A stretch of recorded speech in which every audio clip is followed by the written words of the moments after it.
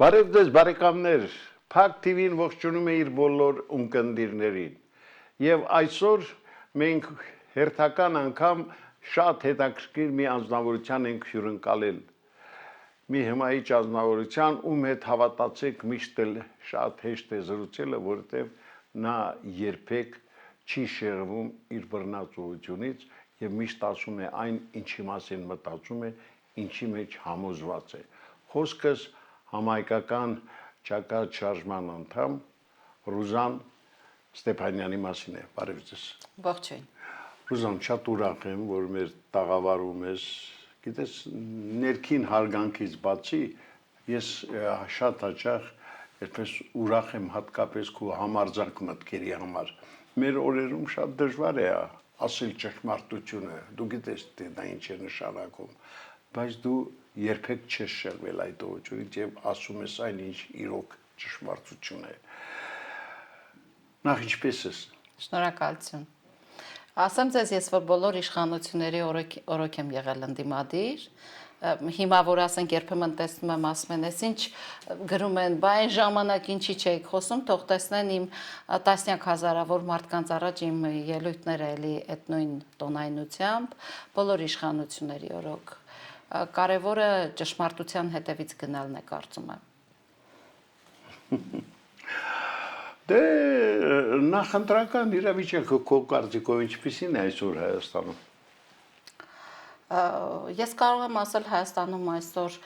դե նախընտրական իրավիճակը տեսնում ենք յուրաքանչյուր քաղաքական ուժ իր գործն է անում, բացառությամբ իշխող քաղաքական ուժից, իշխող քաղաքական ուժը բլոգերություն է անում, նստած է բոլորի ստատուսների տակ, տեսնի, ինչ ասեց այն մի հատկապես այն ուժերից, որոնք իրենք այդպես վախ ունեն, բլոգերություն են անում, ահա էս ասեց, ընդհանուր երկրի վարչապետը, ես ուրիշ որևէ երկրի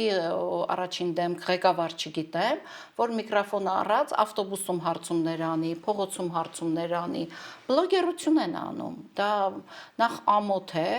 որովհետև դա եւ երկրորդ դա ցույց է տալիս, թե գործող ուժի վարկանիշը ինչքան է իջել, որ իրենք սկսել են 5 գործով զբաղվել։ Այսինքն այսօր ես տեսնում եմ, որ Նիկոլ Փաշինյանը զբաղվում է այն գործով, ինչով ինքը զբաղվում էր տարիներ շարունակ։ Պարզապես այնտեղ թերթային տարբերակներ, այստեղ արդեն եթերային տարբերակն է, այդ մի տարբերությամբ։ Մնացածը մենք տեսնում ենք, ամեն մեկը ստեղծում է իր քաղաքական կապիտալը, ամեն մեկը գնում է իր գործի հետևից, ամեն մեկը այն ուղղության հետևից է գնում, որին հավատարիմ է եւ որը իր համար առաջնահերթություն է։ Գիտեք, երեք մի տհաճ միջադեպ եղավ, վերման ենթարկեցին համահայկական ճակատ կուսակցության նախագահին Արսեն Մարտանյանին, ինչով ավարտվեց այդ հոդիսականը։ Նախ ես դատապարտում եմ Ալեն Սիմոնյանի երեկվա պահվածքը եւ եթե Հայաստանը ունենար իրապես ժողովրդավար իշխանություն, Ալեն Սիմոնյանը այսօր պետք է հրաժարականի դիմում գրեր, որովհետեւ ես չգիտեմ որևէ երկրում, որտեղ իշխանության ղեկավարը ազգային ժողովի ղեկավարը, այն էլ խորհրդարանական երկրներում, թիվ 1 դեմքը թքի մարդու վրա սեփական քաղաքացու վրա անպատիժ մնա, հարվածի սեփական քաղաքացուն անպատիժ մնա, հայոյի սեփական քաղաքացուն անպատիժ մնա։ Դե տեսեք, սա նախընտրական էտապ է եւ եթե իրենք հիմա հայոյում են,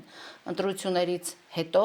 Աստված մի արասե, եթե այս ուժը գա իշխանության, մենք ունենալու ենք կատաստրոֆա։ Իրենք քաղաքացու ականջից կբռնեն ու կտանեն համապատասխան տեղը։ Այսօր գալուց ես լսում եմ դե այնտեղ անհայտ կորած մեր ընտանիքների հարազատներն են 3 օր է արդեն ակցիա են իրականացնում մի շատ պարզ պահանջով, որ պետք է 44 օրյա հանձնաժողովը հրապարակի զեկույցը, մարդիկ ուզում են տեսնեն ովքեր են այն մեղավորները, որոնք իրենց երեխաներին տարան այդ մարդիկ այսօր ապրում են անորոշության ցավի մեջ։ Ուզում են մեղավորներին գտնել։ Գուցե թիվ 1 մեղավորը Նիկոլ Փաշինյանն է, գուցե թիվ 1 մեղավորը Ալեն Սիմոնյանն է, գուցե Անդրանիկ Քոչարյանն է։ Ի վերջո հումանիտար հարց է եւ շատ արդարացի պահանջ է բացել այդ հանձնաժողովի զեկույցը հրապարակայնացնել։ Հանցագործությունը իշխանության կողմից, որ իրենք որոշեցին այդ զեկույցը թաղել։ Քոչարյան Անդրանիկին եթե թվում է, որ ինքը թաղեց այդ զեկույցը, վերջ դրանով ավարտվեց, ոչ, այդ հանցագործության հետքերը դեռ բացահայտվելու են եւ այս իշխանությունը այդ պատերազմում իր դավաճանության ու հանցագործության համար դեռ պատասխան է տալու։ Հիմա այսօր գալիս եմ եւ լսում եմ Ալեն Սիմոնյանը ասում է ինձ սադրեցին 3 արդարանում է իբրև թե իրեն սադրեցին։ Բա որ հանկարծ ձեզ սադրեն, դուք վաղը հանկարծ ասեք մեզ սադրեցին եւ Հայաստանում ապրող այս 3 միլիոնին մենք ցեղասպանեցինք։ Դուք կարող եք ասել մեզ սադրեցին, Արցախը հանձնեցինք։ Դուք կարող եք ասել մեզ սադրում են, մենք այս մարդկանց կոտորում ենք։ Հիմա հարցնում եմ Ալեն Սիմոնյան, հատկապես հիմա ձեզ եմ հարցնում։ Տեսեք Իլհամ Ալիևը բազմիցս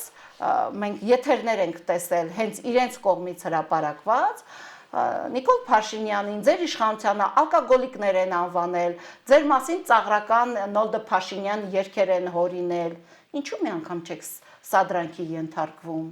Ինչու Ալիևին չեք պատասխանում։ Մի հատ հայոյեք սադրանքի ենթարկվեք, մի հատ հայոյեք էլի Ալիևին։ Թե դա ձեզ այտենց ձեռք չի տալիս։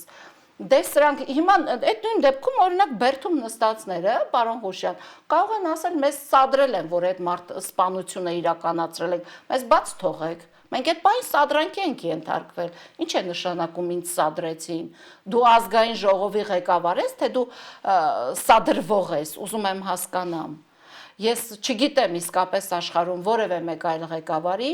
որ կարող է թքել, հայոյել ու անպատիժ մնալ։ Սա մեր ամոթն է, մեր հայ հասարակության ամոթն է, որ մենք ֆիլմերի դերասաներին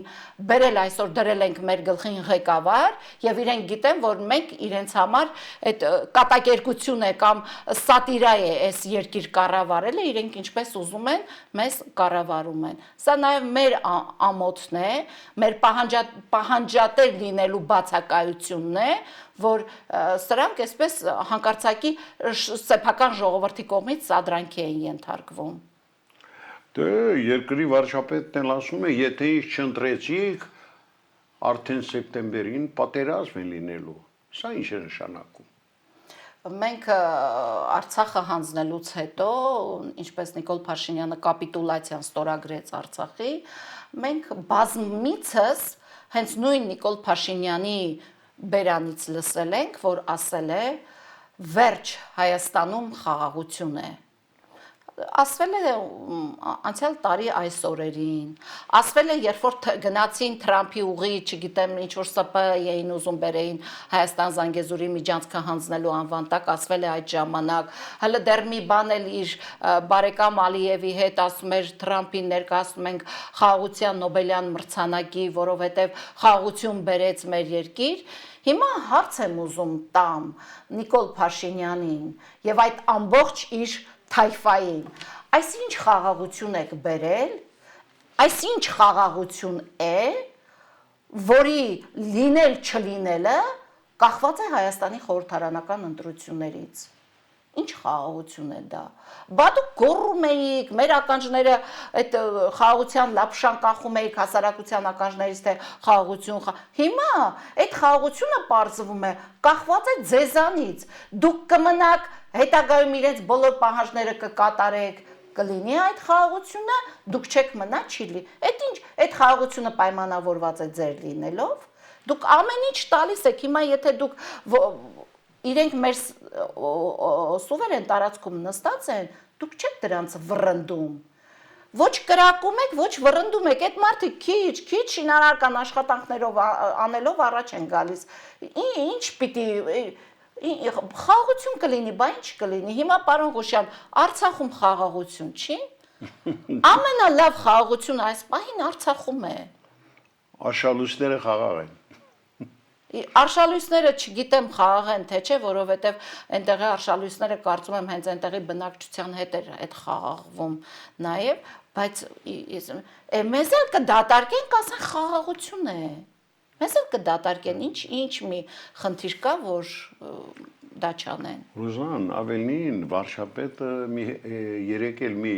հետարքիր հայտարարություն արեց, այս ապշելիային լրագրողների համար, որոնք կանգնած այսպես լուր ընդունեցին, ասեց, եթե ես չընտրվեմ, դուք բոլորը տանգործ եք մնալու, գնալու եք ֆայլա բազարում կանգնեք, մի կտոր հաց վաստակելու համար։ Սա լկտիության, ինչ ասեմ, նենգության, կեղծիկի ստի գագաթնակետ է։ Պարոն Ղուշյան, մեր խոսքի սկզբում դուք ասացիք, որ 50 տարի զբաղվում եք լրագրությամբ, չէ՞։ Այս ոլորտում եք։ Դա նշանակում է, որ դուք բոլոր վարչապետերի օրոքել ֆայլաբազարում չեք։ Շնչայլանդակություն չեմ։ Նախ դատապարտում եմ նախկին լրագրողի հայտարարությունը, չնայած ինքը ներկա լրագրող է, ինքը այդ լրագրության ոլորտից դուրս չեկավ, քիչ առաջ իմ ասածը դրա ապացույցն է, դատապարտում եմ իր այդ մոտեցումը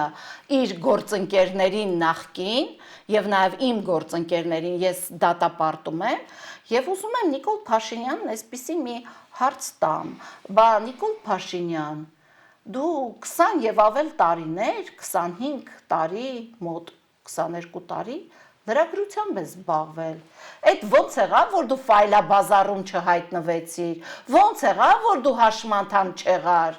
Այդ ո՞նց էր, չէ, նույն քո ասած մարդկանցով ես այսօր վախեցնում այդ լրագրողներին։ Դու աշխատել ես Լևոն Տեր-Պետրոսյանի օրոք լրագրող, աշխատել ես Ռոբերտ Քոչարյանի օրոք լրագրող, աշխատել ես Սերժ Սարգսյանի օրոք լրագրող, բոլորի օրոք լրագրող ես աշխատել, ոչ հաշմանդամ ես, ոչ էլ ֆայլաբազարում ես հայտնվել, ընդհակառակը հայկական ժամանակը այնտեղի լրատվակիցները քո նախկին պատմում են, թե ինչ լավ ծաղկում էր ամեն շաբաթ մարդկանց ինչ գումարային հոսքեր էր մտնում դուրս գալիս, ինչեր էր տեղի ունենում, այդ կամ հիմա որ այսպես որին տեսնում են ասում են, ասա ով է քեզ ֆինանսավորում, ուզում ես ասես տղեր, դուք հարկային տեսու չեք, թե իշխանություն եք, եթե հարկային տեսու չեք, մտեք պեկում բոլորդ աշխատեք, մենք գիտենք պեկի աշխատողներին ինչպես կաշխատացնենք, ումը տեսնում են ասում են, որտեղից է քո ֆինանսը, հələ հետ գնացեք տեսեք հայկական ժամանակ ֆինանսավորումը 20 քանի տարի որտեղից է եղել։ Պեկը թող գնա մի հատ, այդ ո՞նց է գնում են ուրիշի բիզնեսներում մտնում քրքրում են։ Հիմա հանձնարարում են պետական եկամուտների կոմիտեին։ Հետ գնացեք Նիկոլ Փաշինյանի հայկական ժամանակի բոլոր այդ եկամուտները, ֆինանսների հոսքերը մի հատ ուզում ենք տեսնենք այդ որտեղից էր այդքան աշխատող պահում։ Բա մենք ինչու չենք կարողանում պահել, բա մի հատ փորձեք հասկանալ որտեղից էր պահում։ Մեր ամբողջ խնդիրը, որ իրենք այս իշխանությունը դերասանությունից ու դեղին մամուլի այդ կարգավիճակում լինելուց դուրս չի գալիս։ Իրենց թվում է, այս երկիրը պետք է, սա խմբագրություն չէ, սա թատրոն չէ, սա երկիր է։ Այդ դրա համար մենք այսօր ունենք այս աղետը, այս անդառնալի կորուստը, որ այս իշխանությունը այս 8 տարիների ընթացքում բերեց այս ժողովրդի գլխին։ Հիմա դուք ասում եք ինչպես են պատրաստվում, ոնց են անում, սիրելի ժողովուրդ։ Ես հիմա ուզում եմ դիմել ձեզ, ես վերջին 1 ամիս, 2 ամիսը հատկապես իմ բոլոր խոսքում ձեզ եմ դիմում։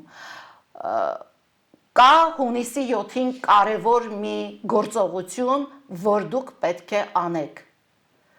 Դուք պետք է գնաք մտնեք խուց, քվյախուց, եւ մի քվյաթերթիկ կա, որը աղետի, պատերազմի, 5000 տղայի գլուխ կերածի, Արցախ հանձնացի, Թուրքին մեր տարածքներ նստացրածի քաղաքական ուժի քվյաթերթիկն է։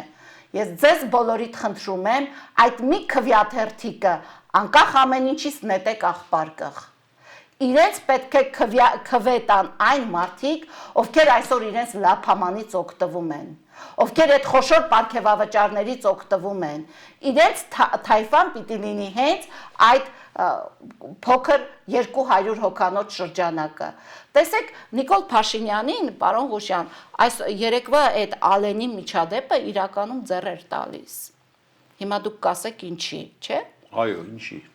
Հիմա Նիկոլ Փաշինյանը նույն Ալենին, նույն են Ռուբինյանին, նույն են մյուս այդ իր թայֆային ուզում է ասել, տեսեք տղերք, եթե դուք իշխանության չեղաք, ես հələ մի 5 թիկնապահ ունենալու եմ որպես երկրի վարչապետ, դուք դա էլ չեք ունենալու։ Այդ ձեզ սենց բռնելու են, ձեզ դուք այս օրին եք ընկնելու։ Ձեզ միտեղ, չգիտեմ ինչ են անելու, միտեղ ուրիշ են անելու։ Ձեր բոլոր արարքները բումերանգի նման հետա գալիս ձեր առաջ։ Ինքը սպառնում է, եթե դուք իշխանության չմնաք, այ դրա համար ունենալու եք այս իրավիճակը։ Հələ տեսեք երեք Ալենը քանի հատ այն անվտանգության աշխատող Ալենին հրում էր, տանում էր այն կողմ, որ մենամարտի երևի չբռնվեր, կադրերում երևում է թե ինչպես է իրան վտա։ Հիմա Փաշինյանի սա ձեռ է տալիս, որ սրանք բոլորը լծվեն, չգիտեմ, գնան ծնկաչոք իրենց հերումոտիկ բարեկամներին, ումը ինչ խոսք տան, ինչ անեն, ինչպես եւ Նիկոլ Փաշինյանը հիմա անգել է մետրոներում, բան Երևանում, ընկած մանա գալիս, մեկին ասում է, մեր մոտ հեսա քո աշխատավարձը 10-ից 10 է, ցես ով է թույլ տվել նախընտրական էս էտապում, այդ ուրիշների 1000 դրամի վրա նստած սենց մանրադիտակով նայում եք, հիմա ինչ եք ընտրակաշարք խոստանում մարդկանց, թե ձեզ կարելի է, մեզ չի կարելի, ինչ եք խոստանում մարդկանց ընտրակաշարք, և քանի այս թեմային անդրադարձա, հարգելի ժողովուրդ, ուզում եմ նաև մի շատ պրիմիտիվ նյութի անդրադառնամ, որը ըստիս ձեզանից շատերը ըստ երևույթին հասկացած կլինեն։ Խոսքս պարոն Ղուշյան Նիկոլ Փաշինյանի վերջին շրջանում մարզային այս այցերին էր։ Դուք տեսաք, չէ, այնտեղ մարդաշատություն կար միտեղ շատերը զարմացան, այս ինչպես եղավ Վարդենիսում թուրքը իրենց գլխին, այս մարդիկ այսպես հավաքվեցին եւ այլն։ Որքան էլ որ զավեշտալի է, բայց ուզում եմ ասել, որ այդ նույն թափառաշրջիկ խումբն է, որը Նիկոլ Փաշինյանի հետ գալիս էր պղծելու,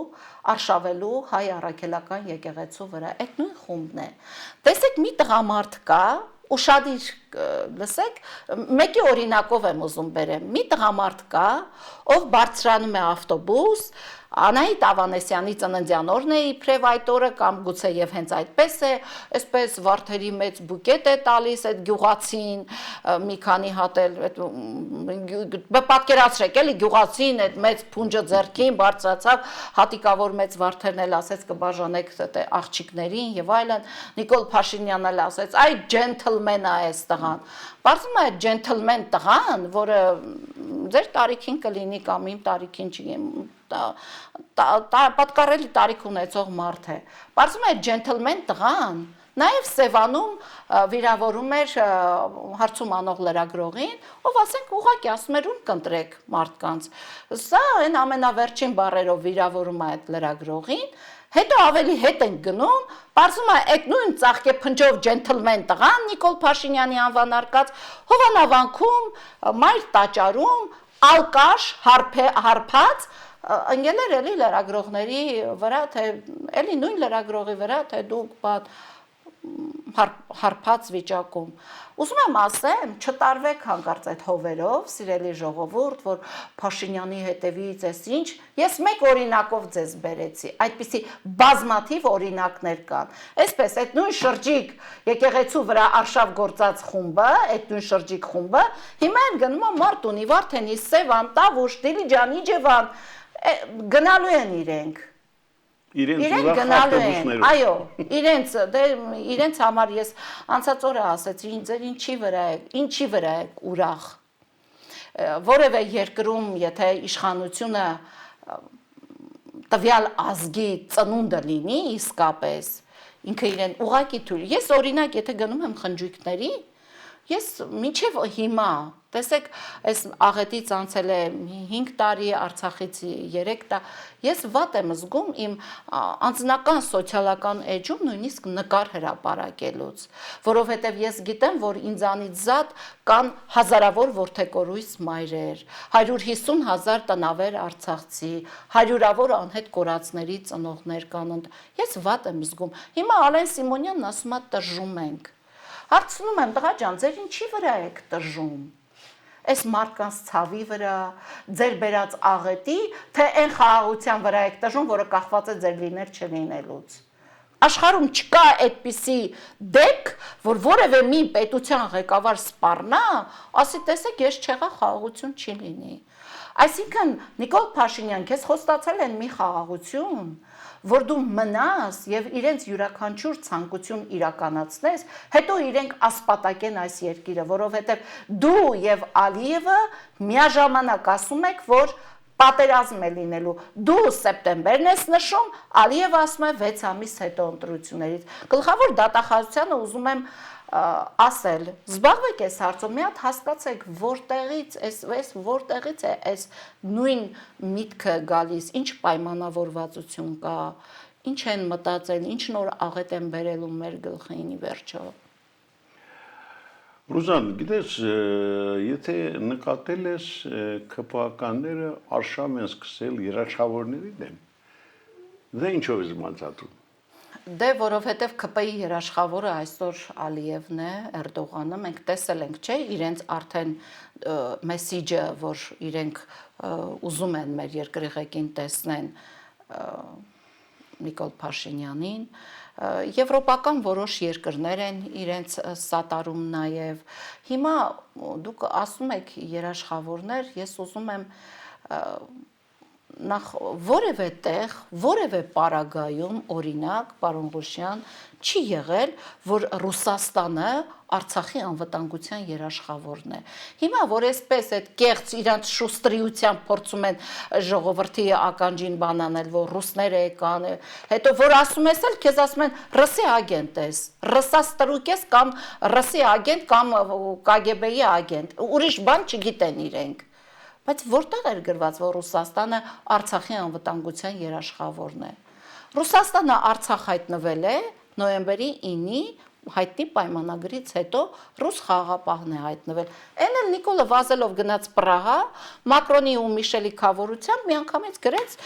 թղթով, որ Արցախը Ադրբեջանի տարածքային ամբողջականություն է։ Ինչ պիտի ռուսները գան մեր փոխարեն կռվեն, հա։ Ով պիտի գա մեր փոխարեն կռվի։ Դուք եկել եք, դուք Արցախը հանձնել եք, հիմա էլ ասում են, մենք սխալվել ենք։ Կավլիցիդ, որ դուք գիտեք, դուք սխալվողներ եք, գնայիք այդ ձեր կինոներում խաղայիք։ Այնտեղ սխալը մեծ աղետ չէր բերի, ձեր այստեղի սխալը մեզ բերեց ահռելի աղետ մեզ բերեց։ Հիմա դուք ասում եք, Նիկոլն ասում է, տեսեք, ես 7-8 տարվա վարչապետ եմ, ես լավ գիտեմ, որ պատերազմ է լինելու։ Ինչ ուզում ասի Սերժ Սարգսյանը գիտեր, որ պատերազմ է լինելու։ Հերթով դատախազությունը պիտի բոլորին կանչի։ Պարոն Ղուշյան, մենք գործ ունենք մեծ աղետի հետ։ Մենք չենք կարող է սա ասեն անցնի գնա։ Սրանց ամեն մեկի ասածը պետական դավաճանության մասին խոստում է։ Պետական դավաճանության մասին գործ է։ Տեսեք, ասում եմ մենք երեք դատախազության շենքի մոտ զոհվածների ծնողներն էին։ Ասում եմ մենք գիտակցված գնացինք զոհողության։ Սա պետական դավաճանության մասին Նիկոլ Փաշինյանը ինքն իր դեմ հաղորդում է տալիս։ Ինչով է զբաղված գլխավոր դատախազությունը։ Չէ, մարդը բառացի ասում է, մենք գիտակցված ենք գնացել։ Ամեն անգամ դու հասկանում ենք իշխանությունը կարող է մեկ անգամ սխալվել, երկու անգամ դուք ամեն օր սխալվում եք։ Ամեն օր այս իշխանությունը սխալվում է եւ նորից եմ ուզում դիմել ձեզ, սիրելի ժողովուրդ, հունիսի 7-ի ընտրությունները կամ լինելու են մեր ապրելու մասին ընտրություն, կամ լինելու է նոր պատերազմի, նոր տարածքների, նոր ավերի, նոր աղետի ընտրություն։ Եթե չեք ուզենա այս երկրորդ տարբերակը լինի,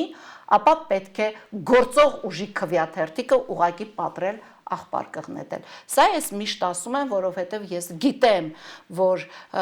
մեր ազգը ունակ է վերլուծելու, հասկանալու եւ ունակ է ճիշտ քայլի գնալու։ Մենք չենք կարող այսքան ողբերգություն բերած իշխանությանը նորից ասենք եկեք ինչ փորձանք ուզում եք նորից բերեք։ Ռուզան, գիտես, շատ ցավալի է իսկապես իրավիճակը, բայց այնուամենայնիվ ներկա նախընտրական իրավիճակը այնպեսին է, որ կարող ուժերը համախմբվել եւ մեզ ազատել այս ապիկար իշխանություններից։ Պարոն Ղուշյան, ճիշտ է, կարող են, գուցե եւ կարող են, գուցե եւ պետք է, բայց մեզ հիմա իրականում հարկավոր է առաջնորդ, որի թիվ 1 խնդիրը պետք է լինի մեր անվտանգության խնդիրը, մեր հումանիտար հարցերի լուծման խնդիրը։ Մենք չենք կարող, տեսեք, խաբում են սրանք, չկա խաղաղություն, եթե խաղաղություն էր, Բաքվի բանտերում պետք է չունենայինք մեր տղաներին։ Անգամ սրանք այնքան են իջել Ալիևի դեմ, բայց այդպես է սադրանքի չեն ենթարկում, որ Նիկոլ Փաշինյանը 3 օր առաջ ասում էր անազատության մեջ գտնվող Բաքվի, վախենում են անգամ գերի բառը օգտագործեն։ Անգամ դրանից են վախենում։ Հիմա մենք բերենք, ելի եմ ասում, մեզ պետք է մարդ, որի համար թիվ 1 խնդիրը կլինի Հայաստանի անվտանգության հարցի լուծումը։ Որևէ երկրում, եթե անվտանգությունը խարխլված է, դժվար է խոսել այդ երկրի տնտեսությունից, որը դուք հիմա տեսնում եք խոշոր ներդրող գա Հայաստան։ Չկա։ Այդ Թրամփի ուղիմ, որ արեցին, ասեցին, դա մի ՍՊ էր ընդամենը 76% բաժնեմասով ՍՊ, որը այդպես էլ մինչև հիմա ոչ համաձայնվեց, Իրանի պատերազմից հետո այլևս չի համաձայնվի, գա այստեղ ներդրում անի։ Նիկոլ Փաշինյանը մարդ է, ով ուզում է մեզ ՍՊ-ով խաղաղություն բերել։ Այդ ՍՊ-ն չկա, ժողովուրդ, մոռացեք, իսկ Թրամփի ուղին իրականում Զանգեզուրի հանձնում էր, իրականում Սյունիքի հանձնում էր։ Իհարկե դա չի ստացվում, բայց Նիկոլ Փաշինյանը միևնույն է այդ գործողությանը հետամուտ է լինում։ Ամեն անգամ ես ուզում եմ բոլորի ուշադրությունը հրավիրեմ մի հարցի վրա։ Ուշադիր եղեք, ինչու է Նիկոլ Փաշինյանի իշխանությունը Սյունիքի մարզի սահմանամերձ գյուղերի դպրոցները փակում։ Անցած օրը Խոսնավարի թե Խնածախի մեր թե բնակիչը Սյունիքի մարզի այդ գյուղի ահազանգում էր, ասում էր գյուղը դատարկվում է, որտեղ չկա դպրոց, այնտեղ կա դատար գյուղ։ Մենք լավ հասկանում ենք, գյուղերը դատարկում են 300,000 ադրբեջանցու ոտքերի տակ կարմիր գորգ փռելու, շատ լավ ենք հասկանում, բայց մենք չպիտի թույլ տանք։ Մենք չպիտի, այ Ժանա Անդրեասյանը ոչ թե պիտի Ծիծեռնակաբերդի հուշահամալիրը քանդեր, որ Նիկոլ Փաշինյանն էլ նստեր ու ասեր, երեք ասեց, մենք պատմական արդարության պահանջատեր չենք լինելու, էլ ոնց ասի, որ մենք ցեղասպանությունը ուրացանք, Արցախը ուրացանք, մեր պատմությունը ուրացանք, մեր հաղթանակը ուրացանք, էլ ոնց ասեն այս մարդիկ, որ իրենք ծառայում են այլ պետության, իրենք մեզ չեն ծառայում։ Եթե խաղաղությունն է իրենց բերած միակ այն փաստարկը, որ պիտի հասարակությունը ընտրի, ձեզ ասում եմ, աշխարհում չկա խաղաղություն, որը կախված լինի մի ուժի ընտրվելուց կամ չընտրվելուց, ձեզ խաբում են։ Եթե կա խաղաղություն, պետք է թուրքերը հիմա ադրբեջանցի ասկերները մեր տարածքից վռնդված լինեին։ Եթե կա խաղաղություն, պետք է որոնողական աշխատանքներ տեղի ունենար Արցախում։ Եթե կա խաղաղություն, պետք է այնտեղ այն ընտանիքները, որոնք իրենց հարազատներին չկարողացան պատշաճ ուղարկավորել Արտաշիրիմում բերվեր Հայաստան։ Պետք է գերիների վերադարձ լիներ։ Որ հումանիտար հարցն եք լուծել, որ խաղաղությունն է, բացի Թուրքին մեր գլխի վերևում նստածնելուց։ Այն օրն Վարդենիսցի են պապիկը մոտեցել, ասում է, տարիներ շարունակ ես իմ արտը վարել եմ, հեկտարներով արտա։ Հիմա ասում է 200 մետր է թուրքի դրոշը իմ արտից, չեմ կարող, ասում է, եղբայր, մի վախեցի, մտի վարի։ Հիմա քեզ Նիկոլ Փաշինյան, ասում եմ, այդ թայֆայիդ վերցրու, տրակտոր վերցրեք, գնում եք, չէ՞, ուրախ ավտոբուսով։ Մի օր էլ ֆիզիկական աշխատանքը հաստատ ձեզ չի խանգարի։ Մտեք այդ արտը վարեք իրանց դրոշի տակ։ Իմ խորհուրդը ձեզ, թող մենք տեսնենք, եթե դա անվտանգ է, այդ գյուղացին էլ գուցե մտնի վարի, դե չի կարելի այսքան մարդկանց խաբել, ձեր համար մենք գիտենք 10 հայի լինելը, 1000 հայի լինել չլինելը, այդպես մեծ բան չէր, էլի, ողբերգություն չի։ Դրա համար եմ ասում, պարոն Ղուշյան, կա մեկ գործողություն, որ յուրաքանչյուր արժանապատիվ հայ պետք է անի։ Ուղղակի, այդ մի քվյա թերթիկ այսպես ծալի,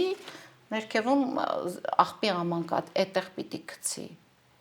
Իսկ մեր մնացած քաղաքական ուժերը որևէ ուժի, եթե բաժին ընկնի Հայաստանը կառավարելու, մենք շատ լավ հասկանում ենք այս աղետից դուրս բերելու ճիքերը ինչ մեծ են լինելու։ Մեզ հիմա պետք է համախմբվածություն։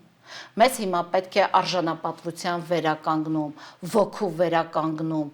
իրար սիրելու ու հանդուրժելու այդ մոտեցման վերականգնում։ Եթե մենք այս ամենը չենք անում,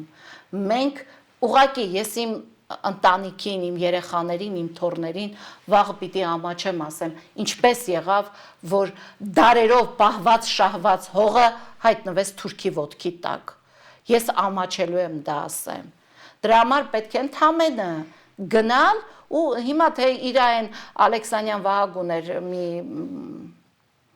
լրագրող, որ հիմա կենտրոնական դրական հանձնաժողով, թե Վահագը ինչ թիվ կգրի, ինչ չի գրի, արդեն դա մեր անելու գործը կլինի, տեղամաս արտեղամաս բացել կտանք։ Չենք թողնի, որ Մակրոնը ասի, վայ, սենց,